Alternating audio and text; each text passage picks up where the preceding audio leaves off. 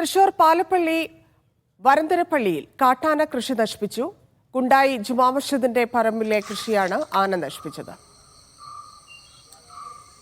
അഖിൽ ചേരുന്നുണ്ട്. അഖിൽ, സ്ഥിരമായിട്ട് കാട്ടാന ഇറങ്ങുന്ന സ്ഥലമാണോ? വലിയ നാശമാണോ? ഈ മേഖലയിലൊക്കെ തന്നെ കാട്ടാനയുടെ ശല്യപ്പെടുന്നതാണ്. ഈ പാലപ്പള്ളി തൊട്ട മേഖലയിൽ ഇപ്പോഴും ഈ കാട്ടാനയുള്ള ഒരു സാഹചര്യം ഒക്കെ തന്നെയാണ്. ഇപ്പോൾ ഇന്നലെ രാത്രിയിലാണ് ഇത്തരത്തിൽ ഒരാനയാണ് എന്നുള്ളതാണ് നാട്ടുകാർ പറയുന്നത്. ഈ ജുമാ മസ്ജിദിന്റെ പറമ്പിലേക്ക് കയറി വാഴയും അതുപോലെ തന്നെ കവുങ്ങും ഒക്കെ തന്നെ കാട്ടാന നശിപ്പിച്ചിരിക്കുന്നത്.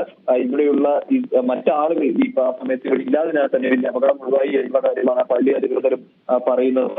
എന്തായാലും അതിന്റെ ആശങ്ക, അതായത് ഇപ്പോൾ ഈ മേലിയൊക്കെ തകർത്താണ് ഉള്ളിലേക്ക് എത്തിയിരിക്കുന്നത്. ഈ പള്ളിക്ക് തൊട്ട് സമീപത്ത് തന്നെയാണ് ഈ ആയസം പ്ലാന്റേഷന്റെയായി ബന്ധപ്പെട്ടുള്ള ലയങ്ങളും തൊഴിലാലയങ്ങളും ഒക്കെ തന്നെ കൊടുക്കുന്നത്. പക്ഷേ ഈ പള്ളി പറമ്പിലേക്ക് കയറി കൃഷിക്ക് ശേഷം ആന തിരികെ ഇറങ്ങി പോകുകയായിരുന്നു.